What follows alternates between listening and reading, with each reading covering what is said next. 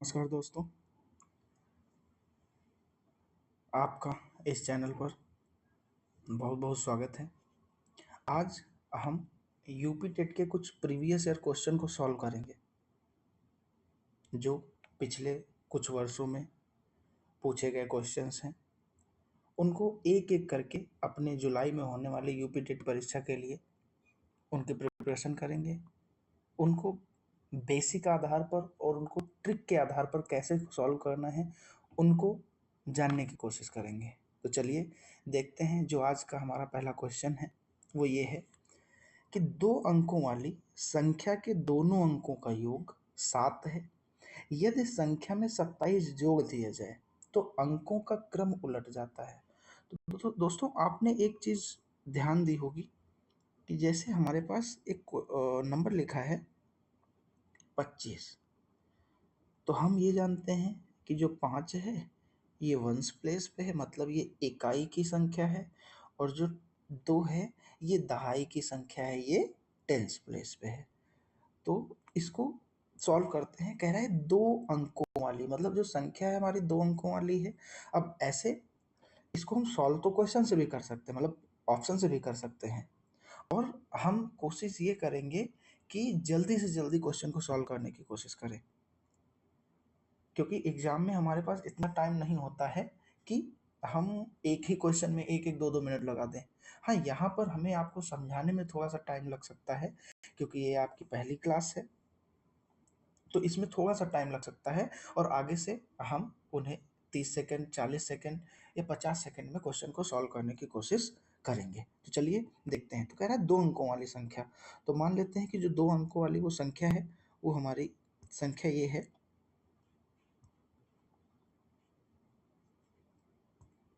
हाँ, तो 2 अंकों वाली संख्या मान लेते हैं 10x प्लस वाई। ये है 2 अंकों वाली संख्या, मतलब ये हो गया यूनिट डिजिट और ये हो गया टेंस प्लेस वाला डिजिट। तो इसमें कह रहा है कि दोनों अंकों का योग, तो इसमें एक अंक हो गया हमारा x, दूसरा अंक हो गया हमारा y। तो कह रहा है दोनों अंकों का जो योग है वो कितना दिया गया है, 7 दिया गया है। यदि संख्या में 27 जोड़ दिया जाए, कौन सी संख्या में, जो ऊपर वाली संख्या दी गई है, कह रहा है इसमें जब हम 27 जोड़ देते हैं, मतलब 10x प्लस वाई में जब हम क्या करते हैं 27 जोड़ देते हैं तो संख्या के अंक उलट जाते हैं। तो संख्या जो पहले 10x प्लस वाई थी वो अब 10y प्लस x हो जाती है। ठीक है, तो अब इसको हम सॉल्व कर लेते हैं। तो 10x, ये जो इधर x प्लस का है इधर आ जाएगा, माइनस का हो जाएगा, और इधर प्लस का y है, प्लस का 27 जो इधर है वो उधर भेज देंगे तो ये क्या हो जाएगा, माइनस का 27 हो जाएगा, और उधर जो प्लस का 10 है वो इधर माइनस का 10 आ जाएगा, बराबर -27। तो अब ये हो जाएगा 9x माइनस 9y बराबर माइनस का 27। तो x माइनस वाई कितना आ जाएगा, माइनस का 27/9। 9 त्रिज्या मतलब 9 3 27। तो मतलब यहाँ पर हमारे पास x माइनस वाई की जो वैल्यू आ गई वो कितनी आ गई, 3 आ गई। इसको मान लेते हैं इक्वेशन नंबर 2, इसको मान लेते हैं 1। अब इन दोनों को हम सॉल्व करते हैं, मतलब x प्लस वाई 7 और x माइनस वाई जो दिया गया है कितना, -3। तो सॉल्व करेंगे तो इनको जोड़ेंगे तो ये बचेगा 2x बराबर 7 से 3 जाएगा तो बचेगा 4, और x की वैल्यू यहाँ पर क्या आ जाएगी, 2 आ जाएगी। अच्छा, तो अब जो x की वैल्यू यहाँ पर 2 आ गई है, तो हमने जो x प्लस वाई जो पहली इक्वेशन बनाई थी x प्लस वाई बराबर 7, तो यहाँ पर हम x की वैल्यू रख देंगे 2, y बराबर 7 है, तो y बराबर 7 माइनस 2, मतलब y की वैल्यू हमारे पास आ जाएगी क्या, 5 आ जाएगी। तो हमारे पास x और y की वैल्यू पता चल चुकी है। ठीक है, तो अब x बराबर हमारे पास जो x की वैल्यू है वो दी गई है कितनी, 5, y की वैल्यू है वो दी गई है 2। ठीक है, सॉरी, y की वैल्यू हमारे पास 5 है और x की वैल्यू हमारे पास 2 है। तो हमने जो 2 अंकों की संख्या मानी थी 10x प्लस वाई, तो इसमें हम रख देंगे 2 प्लस 5, तो 10 2 जो 20 प्लस 5, मतलब हमारा जो आंसर आ गया वो कितना आ गया, 25 आ गया है। क्या आ गया है? 25 आ गया है। अच्छा, क्या इसको हम ऑप्शन बाई ऑप्शन भी कर सकते हैं? बिल्कुल कर सकते हैं। अच्छा, हम इसमें से ये कह रहा है कि 2 अंकों वाली संख्या, हम मान लेते हैं वो संख्या 25 है। अब हमारा 25 आंसर आया तो चेक तो कर लेते हैं। तो हमारे पास नंबर दे दिया गया 25। कह रहा है कि जब उसमें हम उनके अंकों का योग 7 है, इनके अंकों का योग कितना हो गया? 7 हो गया। ठीक है, तो 7 हो गया। तो कह रहा है, हाँ, कह रहा है कि जब उसमें 27 जोड़ दिया जाता है, इसमें 27 हम जोड़ दें तो 7 5 कितना हो जाएगा? 12 हो जाएगा। 2 2 4 5 हो गया। क्या जो 25 थी, जो टेंस प्लेस पे 2 था वो वंस प्लेस पे 2 आ गया। 5 जो वंस प्लेस पे था वो अब टेंस प्लेस पे आ गया है। मतलब हमारा 25 आंसर क्या हो जाएगा? करेक्ट आंसर हो जाएगा। ठीक है, हम पढ़ते हैं नेक्स्ट क्वेश्चन पे। हाँ, तो अब हम जल्दी जल्दी क्वेश्चन को सॉल्व करने की कोशिश करेंगे, क्योंकि हर एक क्वेश्चन में इतना टाइम लगाएंगे तो हम क्वेश्चन को टाइम रहते सॉल्व नहीं कर पाएंगे। तो हमारा जो क्वेश्चन दिया गया है, क्वेश्चन कह रहा है दो संख्याओं का योगफल। हम मान लेते हैं पहली संख्या हमारे पास x है, दूसरी y है। तो कह रहा है कि दो संख्याओं का योगफल मतलब x प्लस वाई कितना दिया गया है? 11 दिया गया है। और गुणनफल मतलब एक्स वाई कितना दिया गया है? 18 दिया गया है। तो कह रहा है कि इन संख्याओं के व्युत्क्रम, हम ये समझेंगे कि यूनिवर्स का मतलब सॉरी व्युत्क्रम का मतलब क्या होता है। जैसे x का व्युत्क्रम क्या होगा? 1/x हो जाएगा, मतलब उल्टा। y का व्युत्क्रम मतलब उल्टा क्या हो जाएगा? 1/y हो जाएगा। तो कह रहा है कि इनका योग मतलब 1/x प्लस 1/y का योग क्या होगा? तो हम आसानी से करने की कोशिश करेंगे, कर लेंगे। तो x ये हो जाएगा plus y upon x y. तो x प्लस वाई की वैल्यू कितनी दी गई है? 11 दी गई है। और एक्स वाई की वैल्यू कितनी दी गई है? 18 दी गई है। तो इससे हमारा आंसर क्या आ गया? Option number D, 11/18। दोस्तों यहाँ पर एक टाइपिंग एरर हो गई है, दोनों में 11/18 आ रहा है।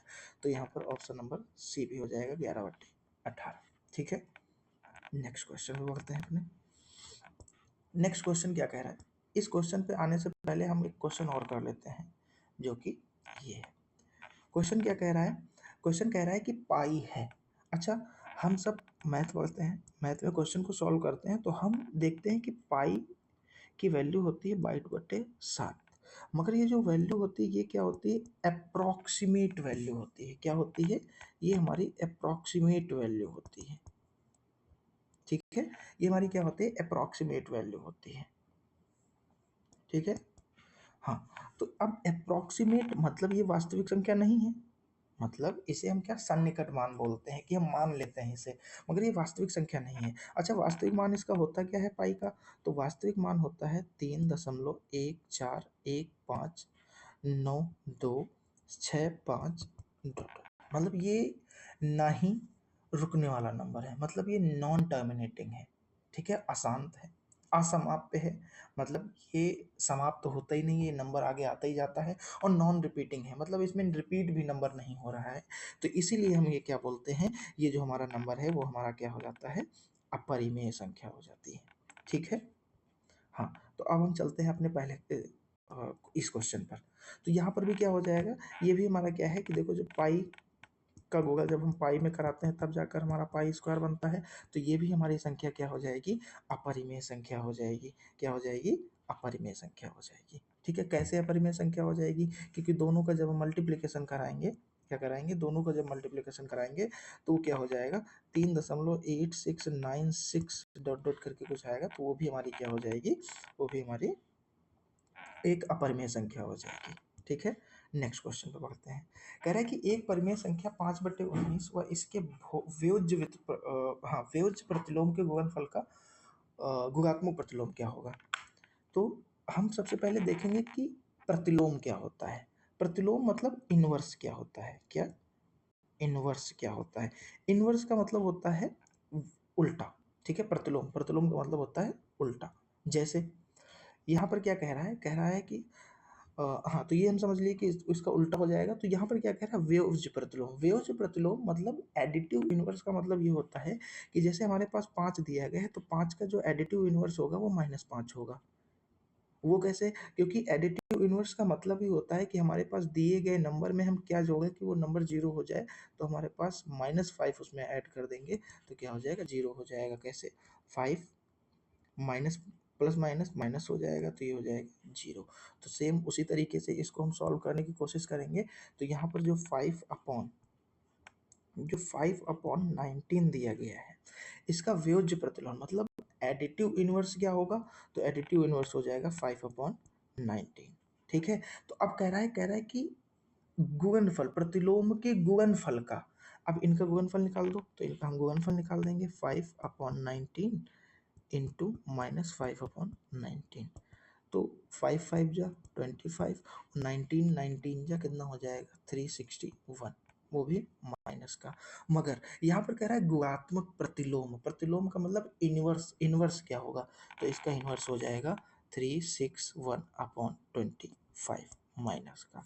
तो ऑप्शन नंबर हमारा कौन सा सही हो जाएगा, ऑप्शन नंबर हमारा ए बिल्कुल राइट आंसर हो जाएगा। ठीक है, नेक्स्ट क्वेश्चन पढ़ते हैं। ये वाला हमने कर लिया है कि हमारे ये जो पाई है वो एक अपरिमेय संख्या है। अब हम पढ़ते हैं कि एक से, कह रहा है कि एक से, हाँ, 1 से 10 तक की सभी प्राकृतिक संख्याओं से विभाजित होने वाली सबसे छोटी संख्या।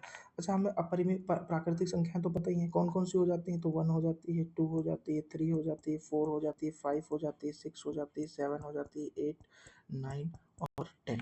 कह रहा है कि विभाजित, तो हम इनका सबका क्या कर लेंगे, इन सबका हम एलसीएम ले लेंगे। क्या ले लेंगे, एलसीएम।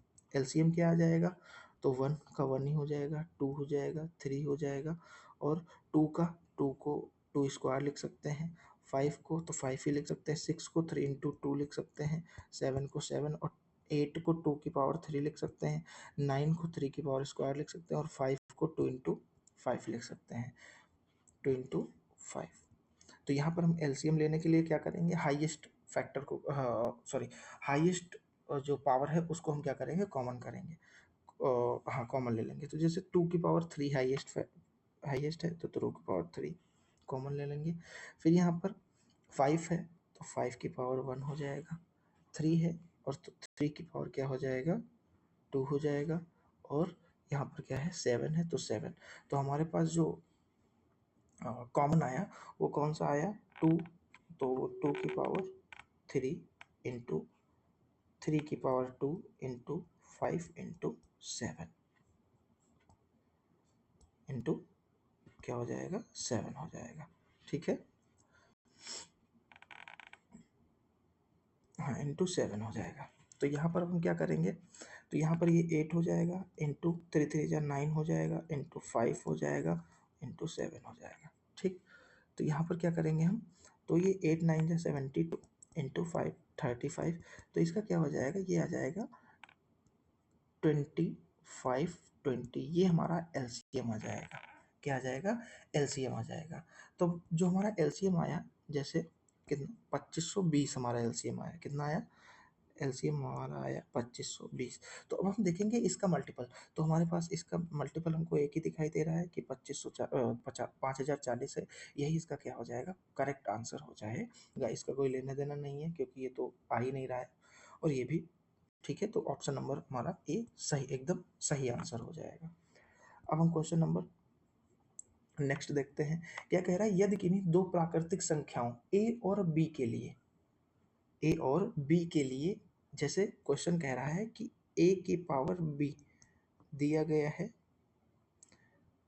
125, ठीक है। तो अब कह रहा है कि ए और बी के कौन कौन से मान यहाँ पर संभव हो सकते हैं, तो जैसे 5 की पावर में 1 करता हूँ तो 5 आता है, 5 की पावर 2 करता हूँ तो 25 आता है, तो 5 की पावर जब 3 करूँगा तो 125 आता है।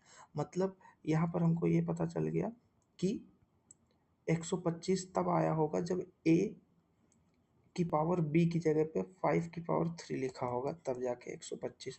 मतलब यहाँ पर ए की वैल्यू 5 आ गई, बी की वैल्यू कितनी आ गई, 3 आ गई। ठीक है, तो अब क्या कह रहा है, तो यहाँ पर क्या कह रहा है कि अभी आप ए की पावर बी की वैल्यू 125 जो कि क्वेश्चन में दे रखा है, आप हमको बी की पावर ए की वैल्यू हमको दे दीजिए।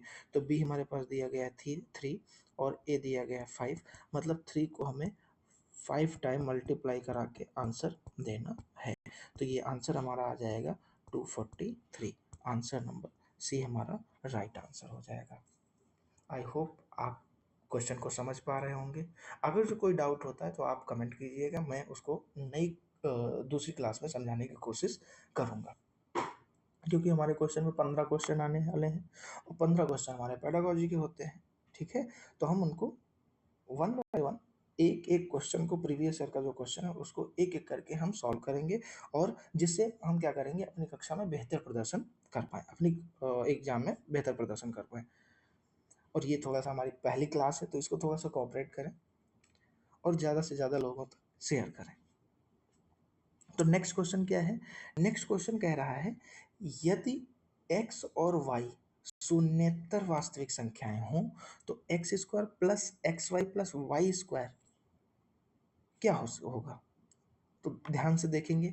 यहाँ पर पहले हम एक पॉइंट को समझने की कोशिश करेंगे। जो पॉइंट कह रहा है कि शून्येतर, शून्येतर का मतलब ये होता है कि नॉन जीरो, मतलब संख्या जीरो नहीं हो सकती है, ठीक है। तो जैसे हमारे पास वो नंबर पॉजिटिव हो सकता है, नेगेटिव भी हो सकता है, नंबर्स की बात कर रहा हूँ। तो हम मान लेते हैं एक्स की वैल्यू 1 ले लेते हैं और वाई की वैल्यू क्या ले लेते हैं, 2, ठीक है। वाई की वैल्यू हमने 2 ले ली। तो अब कोई दिक्कत नहीं, यहाँ पर पुट करने की कोशिश करते हैं। जैसे x square plus x y plus y square, x की वैल्यू कितनी दी गई है 1, तो 1 का स्क्वायर प्लस एक्स वाई मतलब 1 इंटू 2 प्लस वाई स्क्वायर मतलब 2 का स्क्वायर। तो 1 प्लस 2 1 जा 2 प्लस 2 2 जा 4, मतलब यहाँ पर आंसर क्या आ रहा है, 7 आ रहा है। तो यहाँ पर हमको कोई ऐसा ऑप्शन तो मिल नहीं रहा है, मगर हम ये देख रहे हैं कि हमारे पास जो नंबर आ रहा है वो क्या आ रहा है, पॉजिटिव आ रहा है, ठीक है। एक ये एग्जाम्पल हो गया जब दोनों नंबर हमने पॉजिटिव के लिए। अब हम क्या करेंगे, एक नंबर नेगेटिव ले लेते हैं, एक पॉजिटिव ले लेते हैं। जैसे x को हमने क्या किया, हाँ x हम क्या कर लेते हैं, हम x को नेगेटिव ले लेते हैं, -1, और y को 2 ले लेते हैं। तो भी यहाँ पर क्या हो जाएगा, -1 का स्क्वायर प्लस -1 इंटू 2 मतलब 2 प्लस 2 का स्क्वायर। तो यहाँ पर क्या हो जाएगा, 1, हाँ यहाँ पर 1 आ जाएगा प्लस, और ये 2 1 जा मतलब माइनस का 2 आ जाएगा, और प्लस 2 2 जा 4। तो यहाँ पर 1 प्लस माइनस माइनस 2 प्लस 4। तो यहाँ पर क्या बचेगा, यहाँ पर हमारे पास आएगा -1। तो यहाँ पर भी नंबर क्या आ जाएगा, यहाँ पर भी नंबर हमको मिलेगा 3। तो यहाँ पर भी हम देखें कि नंबर हमारा पॉजिटिव आ रहा है। तो यहाँ पर हम इस निष्कर्ष पर पहुँचेंगे कि जो नंबर है का जैसे ये एक क्वेश्चन दी गई, तो क्या इसका मान हमेशा ऋणात्मक आ रहा है? तो हमेशा आता तो हर जगह जितने 2 एग्जाम्पल्स हमने लिए उनमें भी हमारा जो आंसर आना चाहिए था नेगेटिव आना चाहिए था, मगर नहीं आया। दोनों ही सिचुएशन में हमारा जो आंसर आया वो पॉजिटिव आया। तो हम ये कह सकते हैं कि जो नंबर मतलब हमारा आंसर आएगा वो हमेशा धनात्मक रहेगा, ठीक है। नेक्स्ट क्वेश्चन, नेक्स्ट क्वेश्चन क्या कह रहा है, नेक्स्ट क्वेश्चन कह रहा है कि यदि सभी प्राकृतिक संख्याओं a और b के लिए, a और b के लिए मतलब ये जो a स्टार है ये a इंटू है, b के लिए a square plus b square minus a b, ठीक है। तो यहाँ पर जो 9 इंटू 10 मतलब यहाँ 9 इंटू 10 मतलब a की वैल्यू कितनी दी गई है, यहाँ पर कलर चेंज कर लेता हूँ, हाँ ए की वैल्यू कितनी दी गई है, ए की वैल्यू 9 दी गई है, बी की वैल्यू 10 दी गई है। तो रख दो 9 का स्क्वायर प्लस 10 का स्क्वायर माइनस 9 इंटू 10। तो ये हो जाएगा 9 9 जा 81 प्लस 10 10 जा 100 माइनस 90। अच्छा 100 से 90 जाएगा, 10 बचेगा और प्लस 81 है, तो हमारा आंसर कितना आ जाएगा 91। तो हम कह सकते हैं कि जो हमारा आंसर आने वाला है वो 91, बी फॉर बाहुबली, ठीक है। अब हम नेक्स्ट क्वेश्चन की तरफ बढ़ते हैं, जो कि नेक्स्ट क्वेश्चन है हमारा, सबसे छोटी ऋणोत्तर अभाज्य संख्या कौन सी है? अच्छा, अभाज्य संख्या जानते हैं, प्राइम नंबर्स। प्राइम नंबर्स वो नंबर होते हैं कि जिनका जिनका जो फैक्टर होना चाहिए वो एक और स्वयं संख्या, वो जो स्वयं नंबर होता है, यही दो उसके क्या होते हैं, केवल 2 ही फैक्टर होते हैं। पहला तो एक और दूसरी वो स्वयं संख्या। तो हमारे जो प्राइम नंबर्स होते हैं वो देख लेते हैं एक बार। 2 होता है, 3 होता है, 5 होती है, 7 होती है, ठीक है। ऐसे ही 11 होती है, 13 होती है, 17 होती है, ऐसे हम बातें चले जाते हैं। तो ये जो अब हमको ये ऐसे तो हमको बहुत सारी संख्याएँ मिल जाएँगी, ठीक है? तो मगर यहाँ पर जो हमको संख्या प्राप्त करनी है वो जो सबसे छोटी है, तो सबसे छोटी यहाँ पर हमारी संख्या कौन-सी हो जाएगी? वो हो जाएगी 2, option number C. Next question क्या कह रहा है? कह रहा है कि 100 के समभाजकों की संख्या होगी, मतलब the number of even divisors of 100 will be. तो अब इसको हम 2 तरीके से सॉल्व कर सकते हैं। पहला क्या कह रहा है? कह रहा है 100 के सम, मतलब सीधा-सीधा क्वेश्चन हमारा ये कह रहा है, अगर जो आसान भाषा में समझने की कोशिश करें कि ये जो 100 है, ये किससे भाग हो सकता है? तो क्या ये 1 से हो सकता है? बिल्कुल हो सकता है। 2 से हो सकता है? बिल्कुल हो सकता है। 4 से हो सकता है? बिल्कुल हो सकता है। 5 से हो सकता है? बिल्कुल हो सकता है। 7 नहीं, 6 नहीं। तो क्या 10 से हो सकता है? बिल्कुल हो सकता है। ये 10 है भाई। क्या 20 से हो सकता है? बिल्कुल हो सकता है। क्या 25 से हो सकता है? बिल्कुल हो सकता है। 50 से हो सकता है और 100 से हो सकता है। अब कह रहा है कि सम, तो हम हमारा क्या काम क्या होगा, इसमें से हम ढूंढेंगे कि हमारी सम संख्या कौन सी है। तो अब हम देखते हैं। तो पहला तो हमारा दो सम संख्या है, 4 सम संख्या है, 10 सम संख्या है, 20 सम संख्या है, 50 सम संख्या है, 100 सम संख्या है। आई होप आप इस क्वेश्चन का आंसर समझ चुके होंगे। कह रहा है समभाजक, तो क्या 1, 2, 3, 4, 5, 6। तो आप आंसर लगा सकते हैं कि इसके जो समभाजकों की संख्या होगी वो कितनी होगी? 6 होगी। अच्छा, तो आप यहाँ पर ये भी कहेंगे कि अगर जो सर यहाँ पर बड़ी संख्या दे दी गई, 1000 दे दी गई, 2000 दे दी गई, तो क्या तब भी हम ऐसे ही करके देखेंगे? नहीं। तो हम क्या करेंगे, इसका प्राइम फैक्टराइजेशन करेंगे। जैसे ये यहाँ पर हमें 100 दिया गया है, इसका हम प्राइम फैक्टराइजेशन कर लेंगे, मतलब प्राइम फैक्टराइजेशन अभाज्य गुणनखंड कर लेंगे। जैसे 2 की पावर 4 इंटू 5 की पावर 2, मतलब 2 की पावर 2 और 5 की पावर 2। अच्छा, 2 की पावर 2 कितना? 4 हो जाएगा। 5 की पावर 2 मतलब 25 हो जाएगा। तो 25 4 जा मतलब 25 चौके कितना हो जाएगा? 100 हो जाएगा। तो अब हम यहाँ पर जब हम सम अभाज्य संख्याओं की बात करते हैं, तो जो 2 की पावर होती है उसको एज इट इज, ध्यान रखें मैं पावर की बात कर रहा हूँ, सिर्फ और सिर्फ पावर। तो पावर को एज इट इज इंटू, और जो बाकी जो भी 2 को छोड़कर बाकी जितने भी नंबर्स हैं उनकी जो पावर होगी उसमें हम क्या करेंगे, 2 में +1 ऐड करके आंसर निकाल देंगे। 2 इंटू 3 तो कितना आ जाएगा? 6 आ जाएगा। नेक्स्ट क्लास में मैं इससे रिलेटेड और भी क्वेश्चन को ऐड कर दूंगा जिससे आप आसानी से समझ पाएँ। तो यहाँ पर आंसर क्या हो जाएगा हमारा? ऑप्शन नंबर सी एकदम राइट आंसर हो जाएगा। ठीक है, नेक्स्ट क्वेश्चन की तरफ बढ़ते हैं। नेक्स्ट क्वेश्चन है, नेक्स्ट क्वेश्चन कह रहा है कि 2352 इज इक्वल टू 2 की पावर x इंटू 3 की पावर y इंटू 7 की पावर z। तो ये जो पार्ट्स दी गई हैं x y z, इनका ऐड क्या होगा, मतलब इनका सम क्या होगा? तो अब हम इसका क्या कर लेते हैं एक तरीके से। अच्छा, ये क्या दिया गया है? हाँ, ये जो नंबर्स दिए गए हैं ये क्या है, एक तरीके से इसके फैक्टर्स हैं। क्या है? गुणनखंड किया गया है। तो हम भी एक तरीके से इसका क्या कर लेते हैं, एक बार गुणनखंड कर लेते हैं। ठीक है, तो गुणनखंड करते हैं। गुणनखंड जैसे यहाँ पर दिया गया है, सॉरी, हाँ, गुणनखंड कर लेते हैं 2352। तो सबसे पहले 2 से, 2 1 जा, 2 1 जा, 2 7 जा, 2 6 जा, ठीक है। फिर 2 से 2 5 जा, 2 8 जा, 2 8 जा, फिर 2 से 2 2 जा, 2 9 जा, 2 4, सॉरी, हाँ, तो ये क्या हो जाएगा? 2 2 जा और 2 9 जा और ये हो जाएगा 2 4 जा, हाँ ठीक है। फिर 2 से 2 1 जा और 2 4 जा और 2 7 जा, ठीक। अब हम क्या करेंगे, अब हम 3 से कट कर देंगे क्योंकि 2 से तो कट नहीं रहा है, यूनिट डिजिट हमारा 7 आ गया, तो 2 से वैसे भी डिवाइड नहीं होगा। तो 3 से हो जाएगा 3 4 जा और 3 9 जा। अब हम क्या करेंगे 7 से, 7 7 जा और ये 7।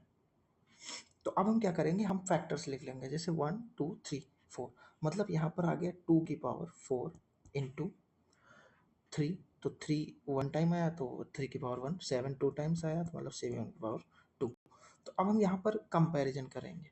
कंपैरिजन कैसे करेंगे कि जो हमें फैक्टर्स पहले दिए गए थे, कौन से फैक्टर्स पहले दिए गए थे? हाँ, तो देखो 2 दिया गया था 2 की पावर x और यहाँ पर 2 की पावर 4, तो मतलब x की वैल्यू यहाँ पर क्या आ गई 4। फिर हम कह रहेंगे 3 की पावर y और यहाँ पर 3 की पावर 1, मतलब y की वैल्यू कितनी आ गई 1। यहाँ पर 7 की पावर 2 और यहाँ 7 की पावर z, मतलब यहाँ पर z की वैल्यू कितनी आ गई 2। तो हमें करना क्या है, हमको इन्हीं का सम निकालना है, मतलब x plus y plus z.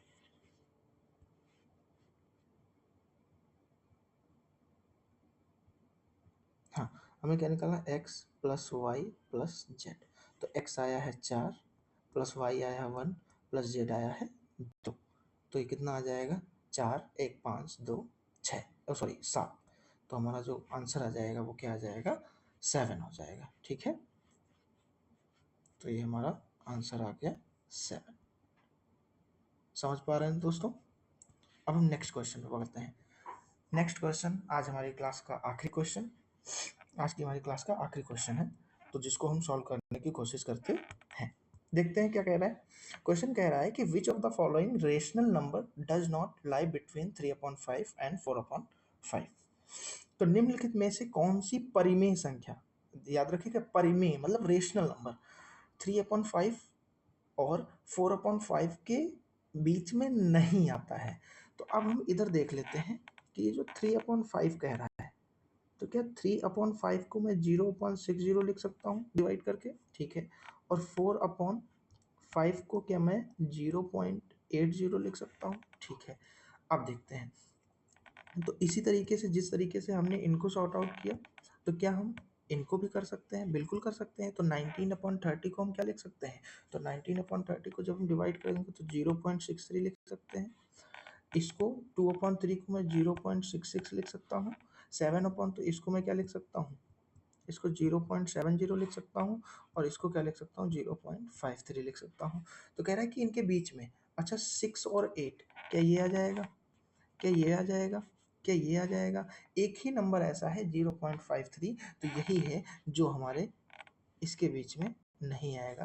तो हमारा डी ऑप्शन क्या हो जाएगा, राइट आंसर हो जाएगा। क्या हो जाएगा, जो डी आंसर है वो हमारा राइट आंसर हो जाएगा। तो दोस्तों आई होप आपको ये हमारी क्लास पसंद आई होगी। इसकी प्रतिक्रिया कमेंट में ज़रूर दें, मैं आपके कमेंट का इंतज़ार करूँगा, जिससे मैं आने वाली क्लासों को और बेहतर बना सकूँ। ठीक है, धन्यवाद दोस्तों।